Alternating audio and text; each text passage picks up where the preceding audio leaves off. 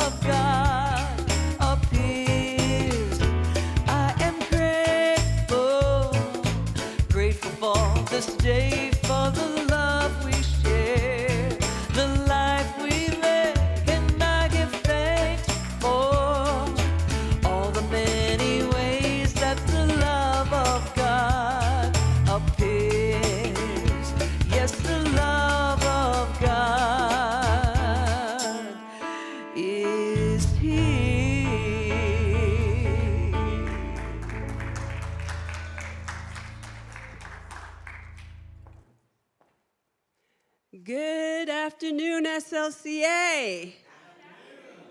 And welcome to the Spiritual Living Center of Atlanta. My name is Jean Bell. My pronouns are they, she, and her, and I am so happy to be with you today. I serve here as the Associate Minister, and I am looking forward to a wonderful talk with our Reverend Dr. David Alexander. Our theme this month is the divine flow, and we're going to get into that today. So, if you're new, if you're new here for the first time, please see a welcome team ambassador out in the hallway for a special gift just for you. All right, I'm going to read our monthly affirmation. I'm going to read it all the way through, and then I'm going to invite you to say it with me. Yes? Yes. All right. I trust the rhythm of the universe, surrendering to the divine flow that moves through all things. I release resistance and embrace my role as a visionary, knowing that I am not here merely to push against injustice, but to co-create a world of wholeness and liberation. I let go of struggle and allow divine wisdom to guide me in all things. All right, let's say this together in one voice. I trust the rhythm of the universe, surrendering to the divine flow that moves through all things. I release the resistance and embrace my role as a visionary, knowing that I'm not here merely to push against injustice, but to co-create a world of wholeness and liberation. I let go of struggle and allow divine wisdom to guide me in all things, and so it is. For all those viewing on Facebook and YouTube Live, please like and share this broadcast so we can continue to spread the good news of New Thought out in the world. Everyone, welcome Jericho Brown with the announcements. Hi, my name is Jericho Brown. I am the announcements, and my pronouns are he and him. I serve on the board of directors at the Spiritual Living Center of Atlanta. I'm very proud of that. If this is your first time joining us, welcome. We are so happy that you chose to spend your time with us. Please make yourself known in the online chat or in person so a member of our welcome team can greet you. And please do that. We do want members of our welcome team and everyone to be able to visit those of us who are new here today. We have so many great opportunities to connect, grow, serve, and give at SLCA. For more information about today's announcements and other opportunities, please scan the QR code found on your monitor. The New Thought Mindset Ministry is excited to bring to you our latest mindful practice in times like these. Join us for 10 days as we celebrate the power, wisdom, and resilience of the divine feminine and receive daily voice messages from 10 powerful women change makers. This opportunity begins on March 10th, so register today. It's a beautiful day to inhabit Women's History Month. By texting, you can join us by texting 470-784-0250. Where's my phone? Pass me. Is that my phone? I want to make sure I don't miss out. You'll leave here and forget. And then you could do it with me. You get your phone and you go to your text messages and you type 470. Y'all are doing this because I'm giving you a chance to. Amen. 784-0250. I've seen that number somewhere before. Anyway, and then you type join, Join, and you hit send. And then magical things will begin to happen for you if you do that. Visioning, next announcement. Visioning is vital to the sustainability of SLCA. Join SLCA practitioner Nana, who is great. Next Sunday during our 5 o'clock hour as she leads our community as a vision for SLCA. This will take place every second Sunday, and we would love for you to join in. Reverend Jean is excited to announce a new opportunity to grow every second Sunday during our 5 o'clock hour. Join Reverend Jean Bell and discover the basic ideas of science of mind. This is a perfect refresher class for members and is especially designed to help newcomers understand the basic principles of the science of mind and spirit and philosophy. So please join her. You will learn how to use these principles to enhance your personal well-being and live a more freeing and fulfilled life. It's a wonderful way also to learn practical application of our principles. Let's take a hike on March 15th at 10 a.m. You can get to know people in our spiritual community while participating in a light hiking outing. Isn't that nice? We will meet at Mason Mill Park, Register today on SLCA.com for more details. Please join us for our hike. SLCA practitioner Tony Jenkins is ready to answer any questions you have about spirituality next Sunday at 5 p.m. Perhaps you have been curious about certain spiritual practices but have few opportunities to discuss it with like-minded people. Every third Sunday, Tony leads a discussion group exploring topics that may be hard to talk about with your friends and family. This is one of the most popular workshops, so if you have not joined in yet, please check it out. So we have much for you to do, from hiking to workshopping about what you can't talk about. So we really appreciate you joining these.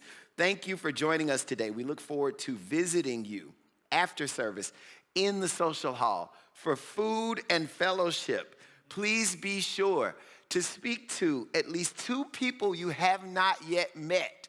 So talk to somebody that you don't yet know. I look forward to seeing you back there, and always remember, you belong.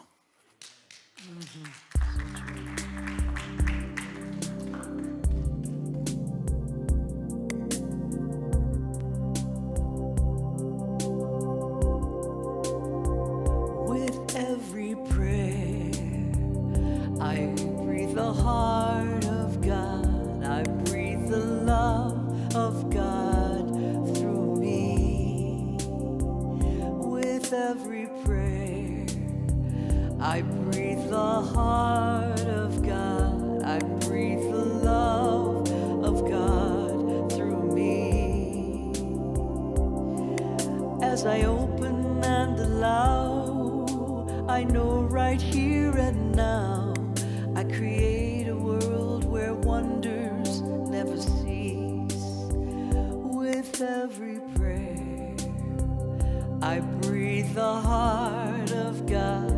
I breathe the love of God through me. Through me.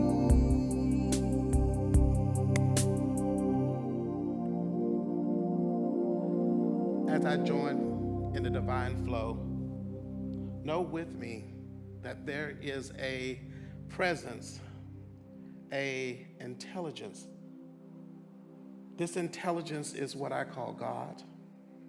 This might not be a name that you are comfortable with. You may use another.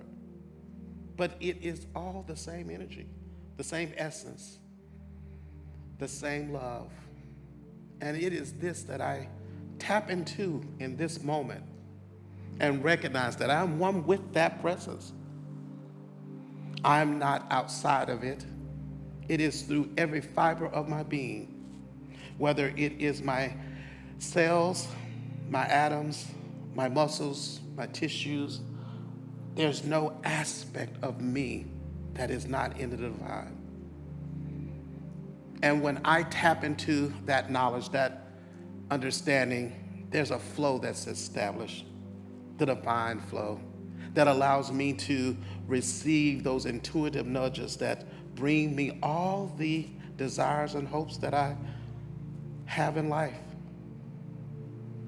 And so that's what I turn to in this moment. My hopes, my desires, and knowing that I can't escape it. I can't run from it. It is ever present and always willing to share. I don't know about you, but that is so comforting to know that there's nothing I can do that separates me from this divine presence. And that at any moment, any second, I can tap into, drop into that flow and move in the perfect direction of love, compassion, joy, and all the wonderful things that are essences of God. And so I'm so grateful to be in that flow. I'm so grateful to know that it is available for me. I'm grateful to be a part of a center that allows me to continue to tap into that. I'm grateful for the messages that I receive each and every time from Reverend Dr. David Alexander. I'm grateful for all the practitioners, the ministers, the ushers, the people on the the team downstairs who prepares the food for us, all those who come together to bring this for each and every one of us. I'm grateful for that opportunity to continue to do that.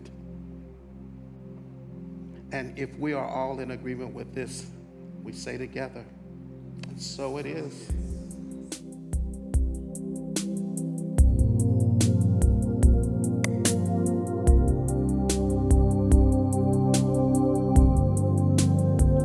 With every prayer, I breathe the heart of God. I breathe the love of God through me. With every prayer, I breathe the heart of God. I breathe the love of God through me. As I open and allow, I know right here and now, I create a world where wonders never cease. With every prayer, I breathe the heart of God. I breathe the love of God through me. Through me.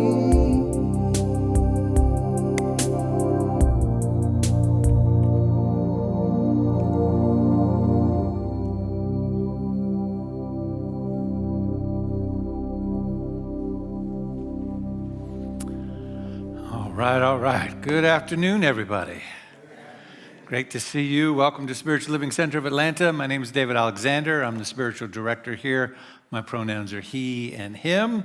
And I am grateful that you are in this place today. I'm grateful that you're watching online and on Facebook or YouTube, wherever it may be. Thank you for tuning in today. Thank you for liking and sharing this message. You can do that in the room, too. You can get on your phone and like and share it, post it on whatever platform you might be communicating on, and let people know. Blue Sky, I'm on Blue Sky as well, wherever you might be doing that stuff. It is our time in the service for tithes and offerings, our time for circulation. We do this a number of ways. Many of us, like myself, are a monthly tither and do it automatically. So we'll just recognize that automatic gift that is already set to come out. And if there's something more that wants to move through you today, we welcome that in cash and envelopes. We don't have those out yet. They're in the baskets. Our greeters have envelopes if you need one. Or you can text any amount to 404-800-9467 or scan the QR code on your screen in the room and online, and that'll take you to our website, allow you to give online there as well. And this is a moment of reciprocity. It's a moment of giving and receiving. We're not only circulating out from our being, our good that is ours to share today, we're also receiving inspiration and words of ways in which this ministry is impacting the people that it is serving. And so to help us with that today, we have Elizabeth Garrity, a member of our Board of Trustees, here to share with you today. Let's welcome her.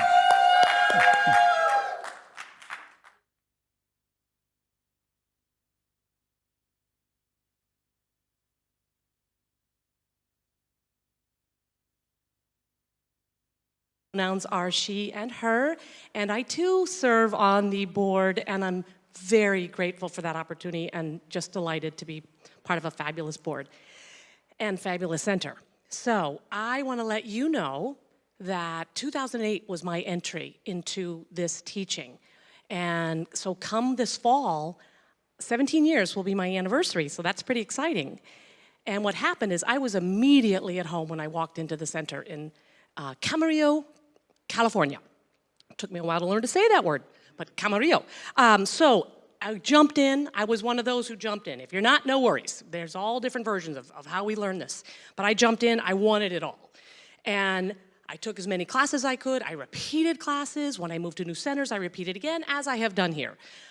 Tony and I were together last night, and we were saying, if we could be students the rest of our lives, yeah, let's just be eternal students. So here's what I have to say. When I was a wee girl, I think as early as I can remember, kindergarten for sure, I really believed in Bewitched. I wanted to twinkle my nose and make things happen.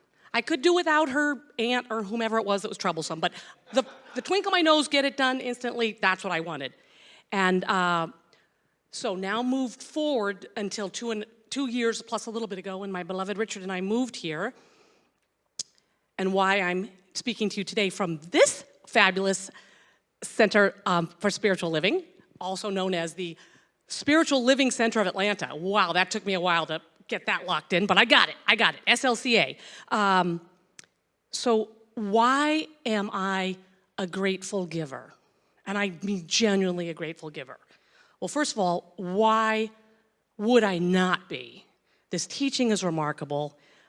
Richard and I, we knew there were 3 possible places that we would join, as soon as we moved here. And thankfully, we went to Claremont first and found you all. And we're like, okay, that's it, done, decision made. But since then, Reverend David, Reverend Jean, Reverend Susan, your messages that you share with us, the learning, Penelope, the songs. I mean, all these words go along with everything we believe in. And the board and the community and the you belong. It's not a joke. You belong is not a slogan. It's for real. I have felt so loved and so poured into. And Reverend Jean, the classes, and now Reverend Susan is teaching. For some reason, at this center with this community, it's not a concept anymore. It's embodied. The connect, grow, serve, and give. My service is appreciated. I can connect. I have grown so much. I am so joyful from having been here. So heck yeah, I'm going to give gratefully. And honestly, that whole thing I told you about Bewitched, I was right all along. The universe is magical.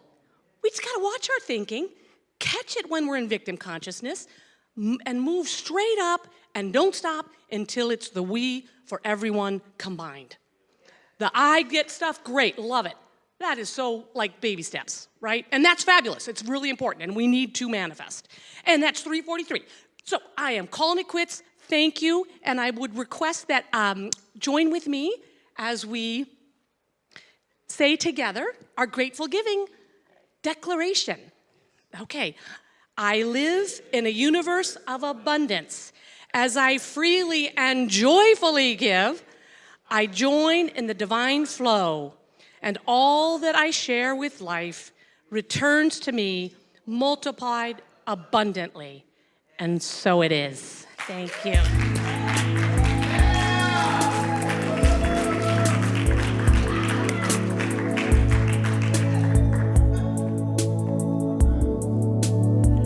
I am so blessed. I am so blessed. I am so grateful for all that I have. I am so blessed. I am so blessed. I am so grateful. I am so blessed. I am so blessed. I am so blessed. I am so grateful for all that I have. I am so blessed. I am so blessed. I am so grateful. I am so blessed. I am so blessed. I am so blessed. I am so grateful for all that I have. I am so blessed. I am so blessed. I am so grateful. I am so blessed.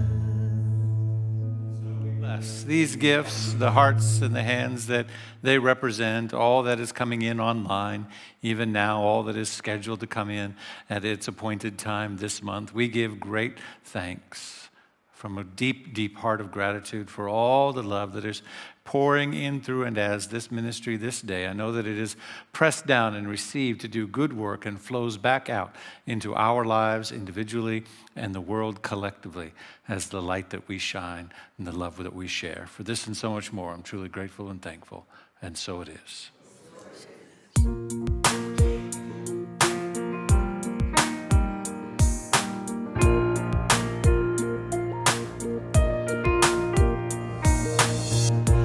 Dawn is breaking within you. Can you feel the promise of the morn? Your soul is waking to this moment. A new day is waiting to be born. We are one in the devotion, naked in the truth for all time. We are moved by the emotion. We are one with the divine. We are a portal to awakening.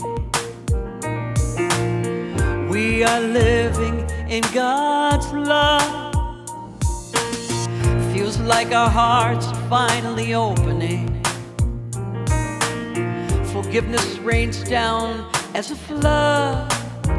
We are one in the devotion, naked in the truth for all time.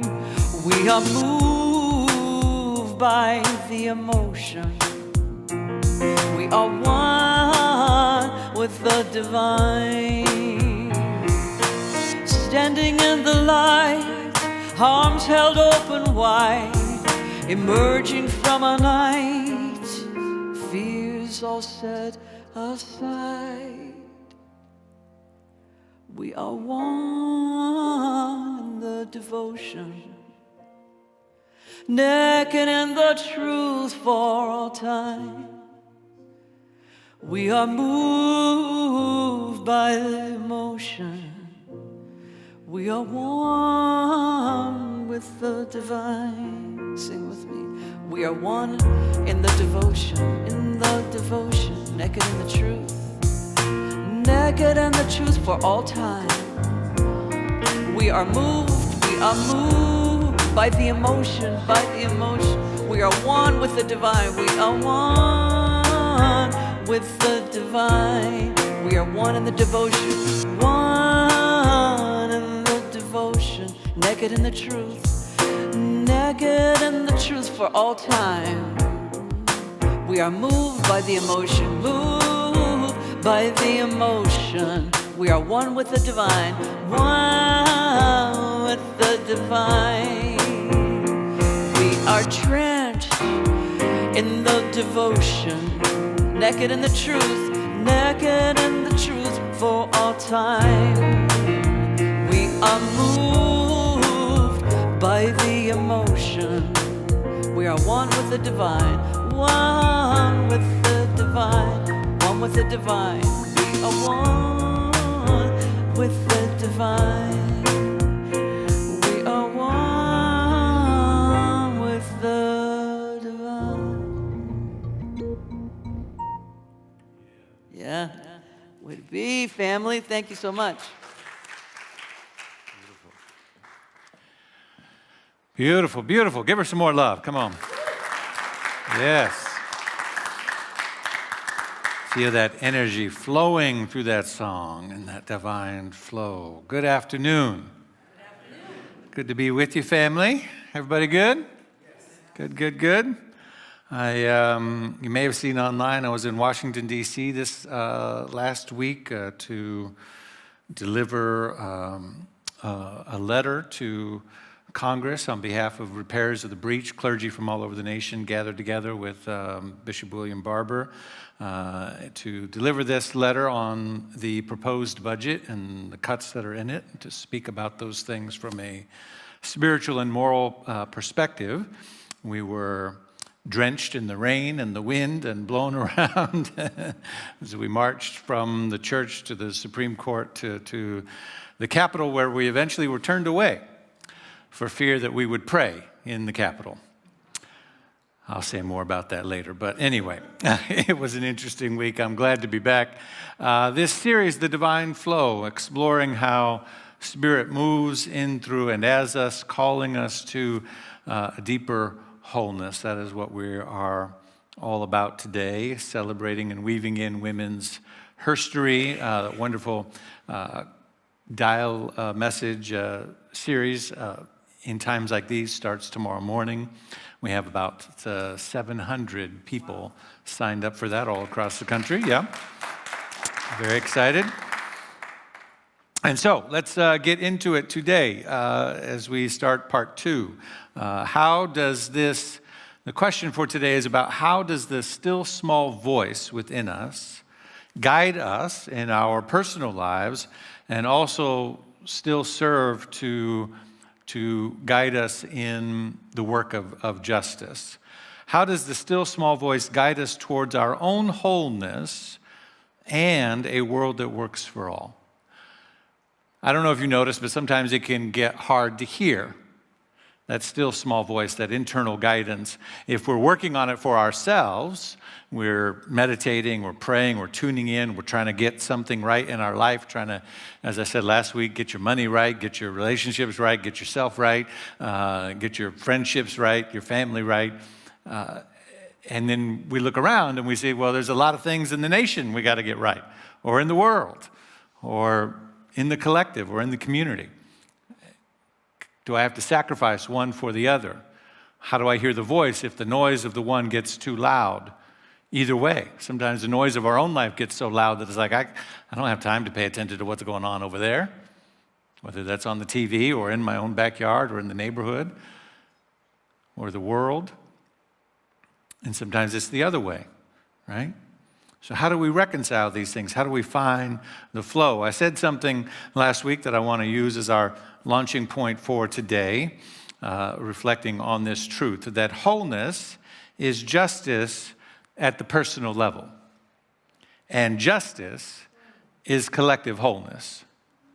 I'll say it again. Wholeness is justice at the personal level, and justice is collective wholeness. When you've got yourself together, wholeness, when you are praying, meditating, taking classes, doing all the work that Elizabeth talked about, doing the inner work of development, cultivating the space for that still small voice so that you can hear the intuition and the guidance that is leading you to a life of beauty, a life of wholeness, a life of abundance, a life of joy, a life of creativity, a life of success, a life of health, a life of anything that your heart desires. It's already within you. That's the truth of our teaching.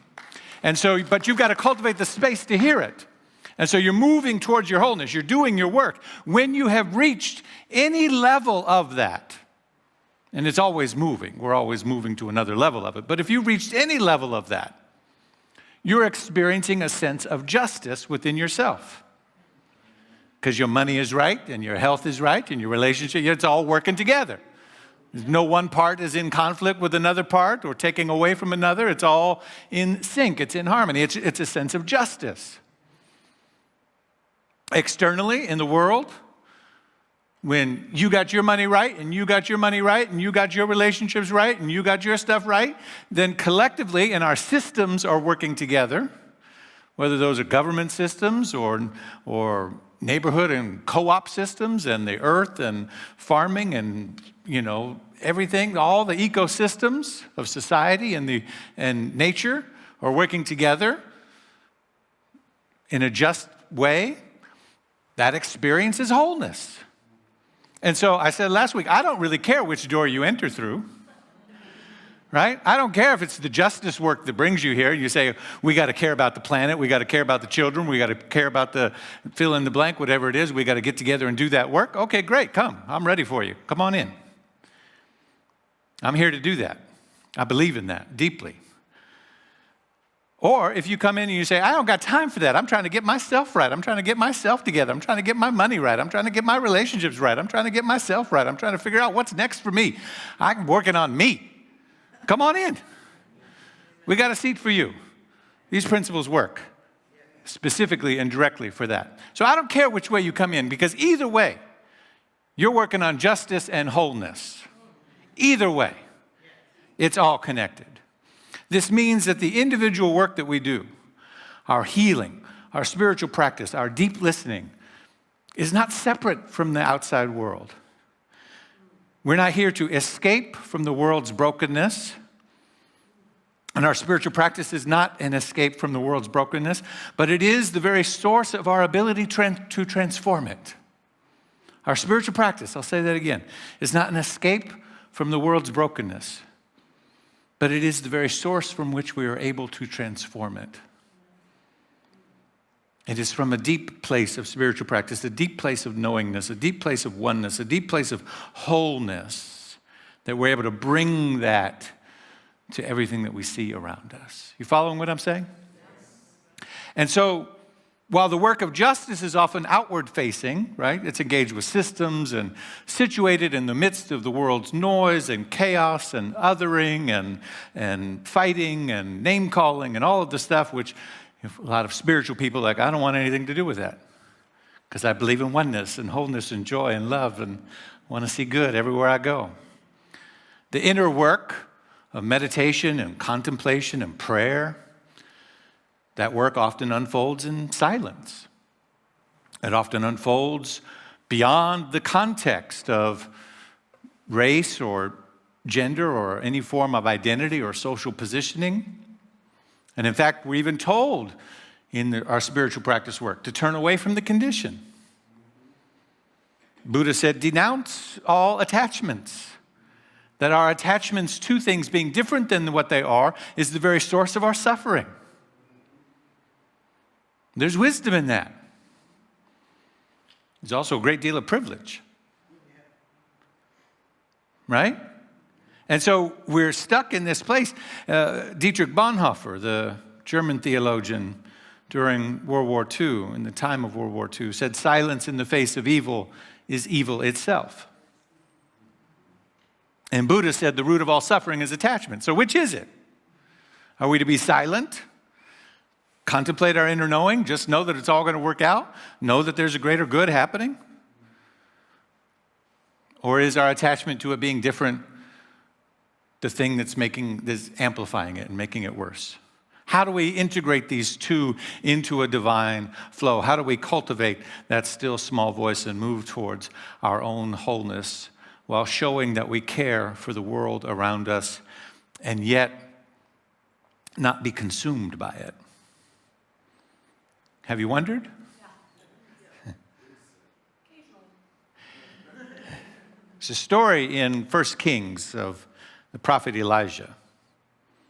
Elijah is living in a time when the rulers of Israel at the time have turned the people away from the idea of one God and turned it towards worshiping all kinds of other things, abandoning their faith, etc. And Elijah, being a prophet, which is a truth teller, he confronts them. And in a dramatic showdown, calls down the fire of heaven and the power of the divine, and is victorious in this call out, right? In this demand for justice, which is what prophets are about. But in the victory, it enrages the Queen Jezebel, who swears to chase him down and kill him. And so fearing for his life, he flees to the wilderness. Now, I'm skipping over a lot. You got to go read their story yourself if you want all the details. But fearing for his life, he flees into the wilderness. He travels for many days until finally he's exasperated and tired, and he just says, well, just take me now, God. This is enough. Haven't I suffered enough? Just take me out. I've done all that I can for you. And instead of death, an angel appears to him and provides him with food and water. Which, if I were emphasizing that part of the story, I'd tell you that God always provides even when we feel like we're on the run, even when we feel like we're exhausted, even when we feel like, you hear me? Yes. Even when we're all wrung out, been tested and all of those things. But then he continues. And he's out, it says, for another 40 days and 40 nights, which is the biblical metaphor for a long time. But it also means for as long as it takes. It's not it may be a literal 40 days and 40 nights. It may be 60 days. It may be 180 days. It may be 300 days, but it's as long as it takes. And so he's out for some period of time, as long as it takes, until he journeys to Mount Horeb, which is Horeb is the same spot that Moses receives the 10 Commandments. He climbs up the mountain, he crawls into a cave. And the mountain represents metaphysically higher consciousness, but the cave represents introspection. I don't know if you've ever wanted to just run away from the world and get up to a higher place above the noise and the chaos and the things that are chasing you and the things that are after you and all of the stuff, and just go into a cave and just be silent. I don't know if you've ever felt that before, but I know I have. And in that space, he talks to God again, or actually God talks to him. God calls him and calls him. Text, cell phone. Elijah gets the text and God says, "What you doing?" Yeah. Yeah. You know, he said, "What you doing, baby? Why, you're my prophet. You're my truth teller. This stuff going on in the world. What you doing?" He said, "Well, I was afraid, and they're after me, and this is, just take me now." "No, I gave you food and water, and I proved that I'm always going to be there for you. What you doing?" God says, "Go out onto the cliff, and you'll sense my presence. Come out of that cave." So Elijah comes out of the cave, stands on the cliff. And the story says, first there's a mighty wind that rushes up. The scripture says, but God is not in the wind. And then it says the earth begins to shake and there's an earthquake. But he doesn't sense God in the earthquake. And then a fire moves through. And God is not in the fire. And then it says, after the fire, a still small voice. How often do we expect God to come in and to fix things in our life, or whatever we call the divine intelligence of the universe, in a thunderous spectacle? How often do we look for signs and wonders when all along Spirit is whispering at the depths of our being? God is not in the wind, is not in the earthquake, is not in the fire, but after the fire, a still small voice.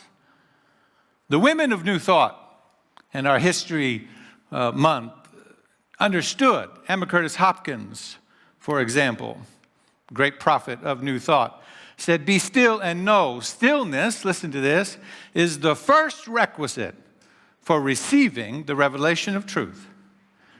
In the silence, all things are made clear. Stillness is the first requisite for receiving the revelation of truth. In the silence, all things are made clear. She's perhaps best known as what we call the teacher of teachers because of the many students of New Thought, including Ernest Holmes, that were her students. The many movements and branches of New Thought that came out of the direct revelation of her teaching all over the country. And perhaps best known for this teaching of this idea that where she says, there is a good for me in the universe and I ought to have it.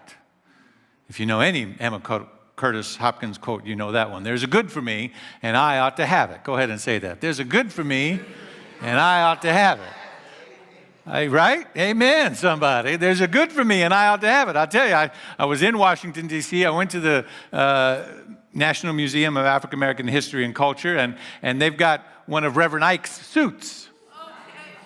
With a cape. Not just a suit, with a cape and matching sparkling shoes. Okay? He understood there's a good for me in the universe and I ought to have it. And he preached it real good. But here's something else she said. Your good is waiting for you to become still enough to receive it.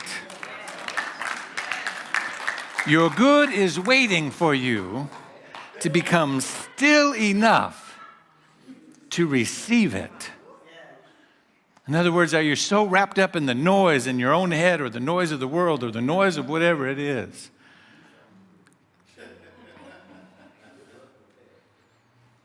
And so Elijah was running from all the noise. He was running from all the chaos. He had told the truth.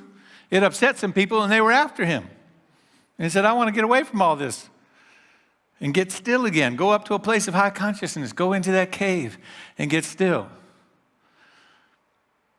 But still, God called him out and said, you will hear me in the still small voice. And our story doesn't end there. It says, after hearing the still small voice, Elijah is instructed to return to his mission. Somebody say, return to your mission. Return to your mission. I often use this metaphor. I love the metaphor of the toaster. I think it's a very spiritual object, the toaster. Anybody have a toaster? You know the toaster? That's a beautiful. The toaster has a mission. Doesn't it have a mission? The toaster, it's a beautiful thing. You set it there, you have it plugged in, you take the bread, you put the bread in the toaster, you press the button on the toaster. What does the toaster do? Toast the bread, makes toast, transforms it, right? Beautiful, delicious, crunchy, whatever you want, light, dark, etc. We use it every day in our house, right? Now you take that toaster, you unplug it from its source. It's now been unplugged. It has no power to do its mission. Are you with me? You put the bread in, you press the button, it does nothing. You leave it unplugged for some time. And then you decide it's time to plug the toaster back in. You plug the toaster back in, take some bread, put it in the slot, press the button. What does it do? It makes toast. And why does it make toast? Because that's its job. Notice what it didn't do. The toaster didn't say, well, I've been unplugged for some time. I wonder who unplugged me. I need to get in touch with my inner toaster before I can get back to, I need some healing. I don't know. I didn't give them permission to unplug me from my source. It goes back to its mission. The good that Spirit intends for us is not just personal, it's collective.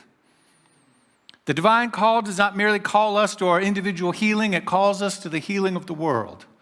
Myrtle Fillmore, the co-founder of Unity, heard the voice within her when she was sick. And instead of accepting the conditions imposed upon her, she listened deeply to her truth in her meditation, in her prayer, in her contemplation, and declared her wholeness. She was physically healed. And what did she do after she was physically healed? She dedicated her life, along with her husband, who was also physically healed, to building a movement to help other people, the Unity movement. So let us ask, what if we applied this same kind of listening to that still small voice, this same conviction to the body of our society? What if the still small voice is calling us to see the wounds of our world, not with despair, but with certainty that healing is possible, that justice is possible, that peace is possible? What if, as my friend, the dean of the Divinity School at Vanderbilt, Yolanda Pierce, just wrote the title of her book, Wounds Are the Witness. What if the wounds are the witness, but the still small voice is the healer of those wounds? What if the wounds are the witness, but the still small voice is the healer of those wounds? And you might say, but I don't want to give too much attention to all that. I don't want to give too much attention to those conditions. I don't want to get locked up in all that noise and all of that stuff. Many of the great teachers of New Thought and the teachings were written in such a way that they transcended any context. You'd have a hard time. When I was writing my book on social justice, I had a hard time finding examples. Not that there were none, but just had a hard time, that's all, of finding examples in which the teaching was contextualized in spaces of race or gender or particular struggles of marginalized people. James Cone, the founder of Black liberation theology, rightly criticizes the refusal of religion to be contextualized because ignoring context is to amplify oppression. He said, theology is never universal. It is always tied to a particular historical and social context. And when it fails to address the questions that arise in that context, it becomes irrelevant. Even more pointedly, he said, it becomes a tool of the oppressor.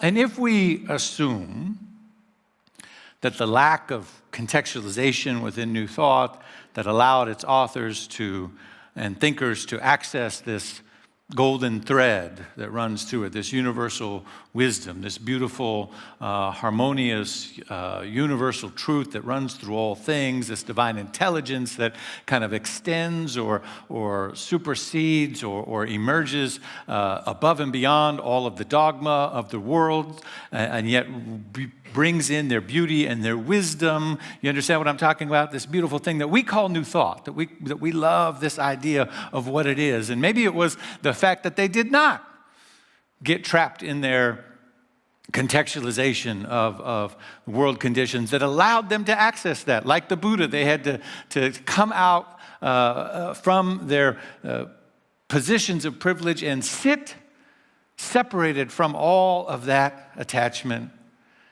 and download this beautiful thing. If we assume that it was somehow that lack of contextualization that led to this great thing, then we must also accept that, in the words of James Baldwin, that this was the price of the ticket for the very seat that we occupy today. You didn't catch that. You didn't catch that. I'm going to break it down.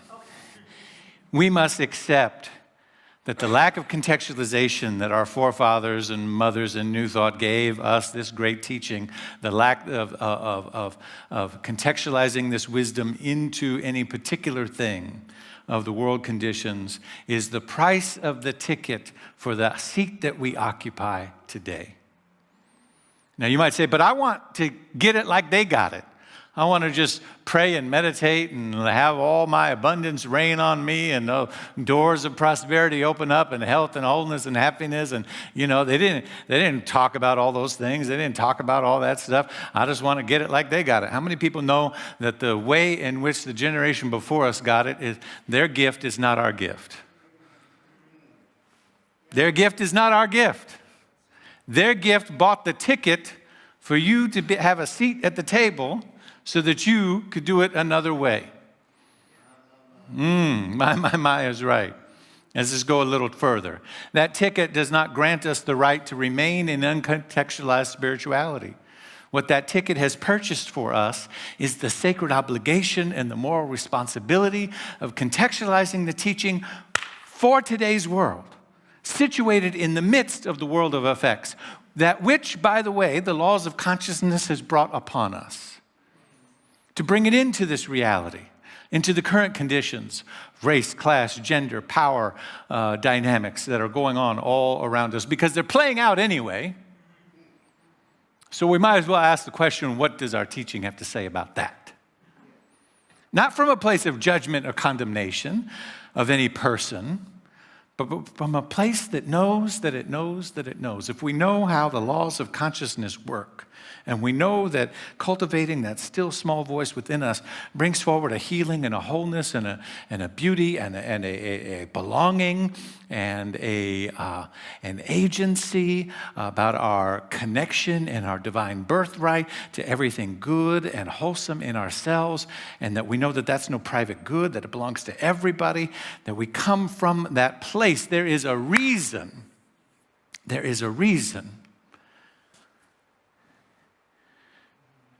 that this statue looks like this. There's a reason that Dr. King is standing there with his arms crossed, looking, if you haven't been there, directly at Thomas Jefferson, at the architect of this nation, holding in his hand what I presume to be the Declaration of Independence or the Constitution or some other document of our founding fathers, and looking directly at him. Not in judgment, but in defiance. Saying, because I know what I know, and because you wrote what you wrote, what are we going to do about this body of water that divides us? What are we going to do? Because the two things can't stand. Where we find ourselves today is a deliberate use of our consciousness and our abdication and misuse of it. Yes, we have manifested beauty and prosperity and transformation. And yet, where we have not acted on the universality of these principles, instead seeking to hold them as some vested right of our individual consciousness, as if there was such a thing in oneness, injustice has flourished. Yes, we have demonstrated healing and abundance, but where we have remained silent, oppression still speaks to the masses. Yes, we have created a philosophy that empowers to claim our divine nature, and where we have over-focused on personal manifestation or law of attraction teaching, we have left collective liberation unattended. But hope is not lost. I didn't come here to bum you out today. Ernest Holmes in The Science of Mind says, we should do joyously and freely, and we should do joyously and free from morbidity that which we ought to do in the social state. Let me say it again. We should do joyously and free from morbidity that which we ought to do in the social state. To confess where we have misused consciousness and to make amends, let's return again to the work of Elisha. After hearing the still small voice. After hearing. Somebody say after hearing. After hearing. Some people in New Thought have heard. But it's the after hearing part of the story that we're at now. Some people have been here a long time. I know a lot of people in New Thought have been in New Thought for 20, 30, 40, 50 years. Long enough to hear 40 days and 40 nights. Long enough to hear that God is your source. Long enough to hear that you are whole, perfect, and complete. Long enough to hear that God is within you. Long enough to hear that you deserve love and health and abundance and all good things. Long enough to hear that you can heal your relationships. Long enough to hear that you can have the life that you want. Long enough to hear. But after the hearing, oh, I wish I had some people who were after the hearing people. Elijah returns to the mission. I wish I had some after hearing people in here. Because after the hearing, Elijah is given instruction. Go and anoint Elisha. Elisha. Elisha as his successor. And when Elijah finds Elisha, the young man is plowing a field of 12 oxen, immersed in the work of the land.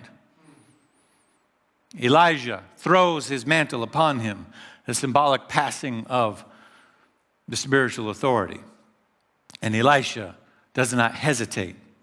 He slaughters the oxen, he burns the plow, he follows, he destroys the tools of his old life to step fully in.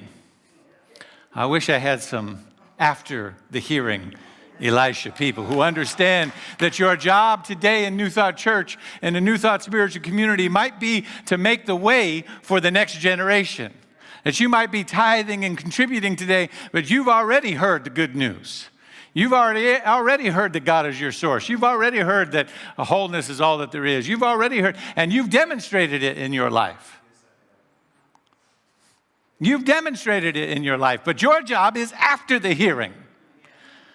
To make sure that your seed is used to make space, that there's a seat for the next generation to come along and get this message. Oh, I wish I had some Elisha after the hearing people in here today. Because after the hearing, we act. After the hearing, we know something is within us. A wholeness must be released as our collective experience. After the hearing, we pay it forward.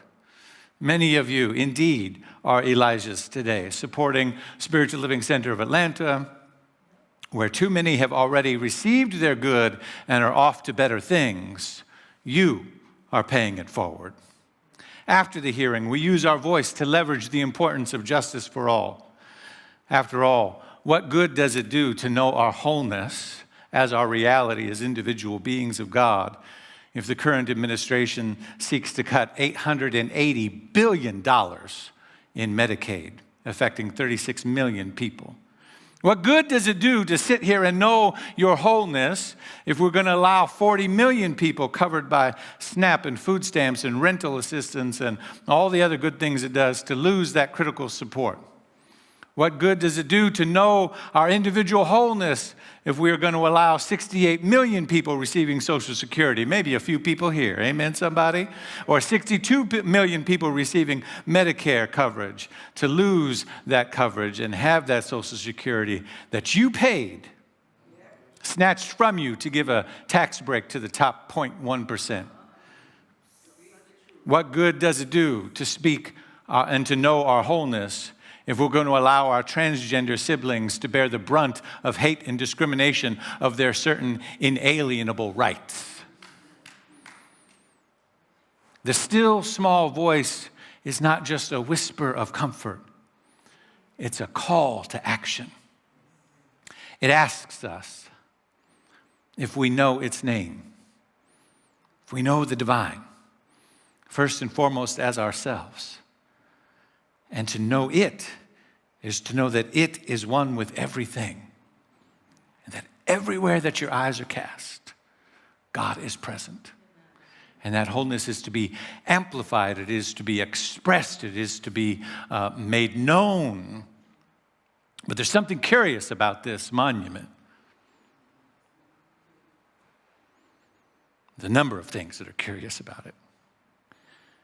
The things that are obvious, the carving out of the stone mountain figure in the back.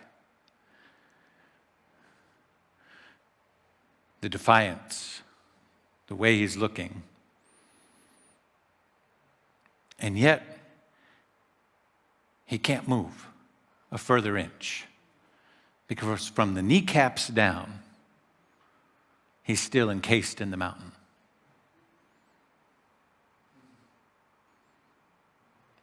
It looks like Lincoln can get up from his chair. It looks like Jefferson's all right. All the other ones, I was there. I walked around and looked at all of them. They all look real good. King is immobilized from the knees down. Which I think tells us that we're not to depend on him to do it. We got to take steps forward. We got to add our piece. We got to add our chisel to it to keep carving out the dream of justice for everyone, because the work isn't finished. And so like Elisha, who picks up the mantle, what must we leave behind? What structures, what beliefs, what comforts must we set ablaze to in order to step fully into the work of not only knowing our own wholeness, but creating a world that works for everyone? The wisdom that we have inherited from New Thought is powerful, but it cannot remain abstract. It must be situated in the world of effects that consciousness has created, for better or for worse. And consciousness will continue to create based on our direction of it. And so, where do we go from here? From listening to liberation, we begin by listening deeply, knowing, like Elisha learned, that the still small voice is always speaking, not just in the loud rumbles of the wind and the rain and the storms around us, but in that still small voice, and to cultivate the space, to take the classes and do the work and cultivate the prayer life and the meditation life so that we can hear deeply the still small voice that is always calling for us, always calling us home to our belonging, always calling us home to our wholeness, always calling us home to a greater good. Always calling us to acknowledge where consciousness has been used to uplift while leaving everything that's no longer for us behind. Second, we contextualize what we know. We contextualize the wisdom, we contextualize the principles, we contextualize the teaching, we contextualize the principles. It's not enough to speak of consciousness without speaking of race and the lived experience of others. It's not enough to speak of manifestation without speaking of economic justice. It's not enough to speak of peace without speaking of war and oppression in the places that is taking place. We must step fully into the world of effects, the very world that our consciousness helped create. Again, not to participate in it, but to stand as that defiant presence that says, because I know what I know, and because spirit is what it is, what are we going to do about this condition that exists right here? And stand as defiantly as king and says, I dare you to keep acting up and treating people the way that you're treating people, knowing that I know what I know about wholeness. I dare you to keep misusing the law of consciousness, knowing that what I know inside of my being. And 3, we act, not from guilt, but from love, not from obligation, but from alignment, and from deep truth, not as an afterthought, but from the very essence of our spiritual work. Emma Curtis Hopkins knew this. Myrtle Fillmore knew this. Nona Brooks understood this. They didn't just preach spiritual truth, they lived it. They believed in the divine wisdom being applied to social conditions. The New Thought movement in its earliest days in the hands of women was a justice movement.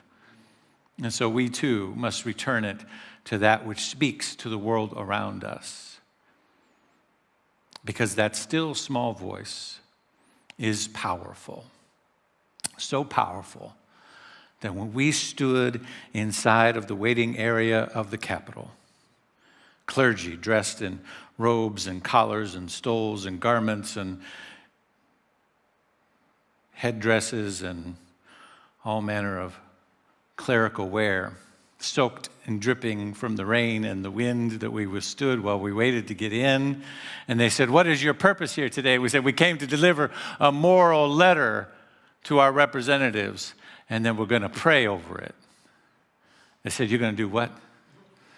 I said, we came to deliver a moral letter about the budget, and then we're going to pray over it. They said, you're going to pray here, in the rotunda. We sent a group to the House side, we sent a group to the Senate side, and I was with the group that was going to go into the rotunda.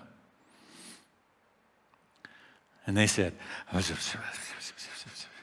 and then 3 more people gathered together, and then some people with uniforms showed up, and then some people with suits showed up, presumed to be lawyers, and then they started talking to our lawyers. I at least knew who our lawyers were, because they told us how to get arrested if we were going to do it.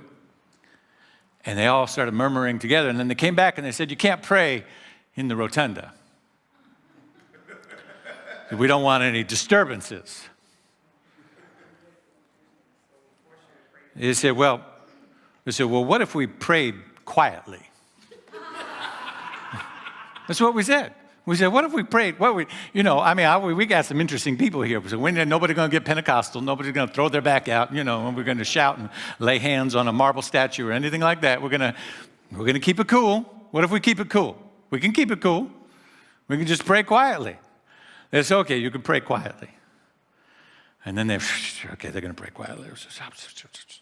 How many of there are you? There was about 100 people in our group and a few hundred in the other 2 groups. And they came back, they said, you can't pray quietly. Well, some of us can't, but many of us can. We can pray and murmur at the same time. We can do it. No, you can't pray quietly. So what if we prayed silently? This went on for about an hour and a half, standing there on the marble floors, after we had been standing outside with the wind and the rain and everything else. I said, well, we'll pray silently. We won't say a word. We'll just walk and pray. We'll just keep moving. We won't even stop and gather. We won't circle up. We won't hold hands or nothing, Jesus. We'll just keep our hands to ourselves, and we'll just do our thing and just, move through like tourists and like everybody else was doing. And they came back and they said, no, you can't pray silently. We had checked in and had the time-stamped badges to go in and the whole thing. And the chief of the Capitol Police said, "You need to leave." God wasn't in the wind that day. God wasn't in the rain that day. God wasn't in the thunder that day. But the still, small voice of the clergy who gathered to speak truth to power, that's what they were afraid of. The still, small voice. Not even a murmur could be spoken. And so we walked out, praying. This is the moment that we must come to decide. Will we remain comfortable in an uncontextualized spirituality, or will we step into the fullness of our power, aligning our consciousness with the movement of a world that works for all? Still small voices calling us into that divine flow, calling us into our individual wholeness, calling us into ourselves, and calling us into a world that works for all. Are we listening? Are we ready to follow? Are we ready to act? Let me invite the practitioners to come forward now. All practitioners who are available to us today, both online and in person. Our practitioners are spiritual warriors. They've been trained and studied and taken classes for many years to be able to stand with you in whatever the midst of condition that you are standing in, to not be afraid of the wind or the thunder or the rain or the fire, and to know the still small voice within you still speaks. That it still speaks of wholeness, and it still speaks of love, and it still speaks of worthiness, and it still speaks of grace, and it still speaks of beauty. And so they join me in knowing that it still speaks of justice for a world that works for everyone, despite the odds, despite the noise, despite the chaos. That beyond all of those things, there is a voice. And that voice says, "I am one with you. And one with God is a majority." And that through this alignment, all things are possible. Through this alignment, all good comes. Through this alignment, everything that your heart desires can be made manifest. Not just for you, because there is no private good in the universe, but for all people everywhere. Goodness is waiting for us to be still enough to receive it. And then bold enough to declare it. And then brave enough to act upon it when the moment comes, and it will come. This is what I know, that still small voice is guiding us, directing us, responding to every thought, every whisper, every murmur of our fears and our doubts and our concerns and our wonderings. And it's there, never to leave us, always to say, "You belong. You belong to this moment. You belong to this moment, and this one, and this one, and this one." Breathe, beloved. Breathe, for I am with you. For this and so much more, on behalf of our world and every condition in it that seeks for healing in this moment, I breathe, I connect, and I allow that still small voice to come forward now. Thank you, God. And so it is. Thank you. Peace and blessings. We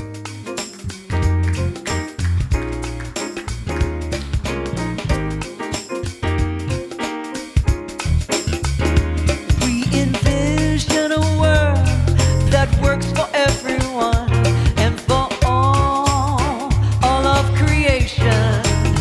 We see all people, all beings as expressions of God. We see a world that works for everyone.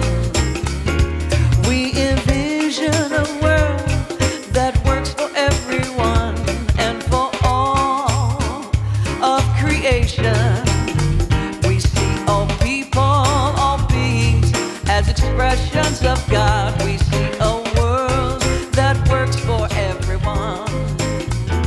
We envision a world that works for everyone and for all of creation. We see all people, all beings as expressions of God. We see a world that works for everyone. Yes, we do. We see a world that works for everyone. We see a world that works for everyone. Everyone. Everyone. Thank you, Reverend David, so much.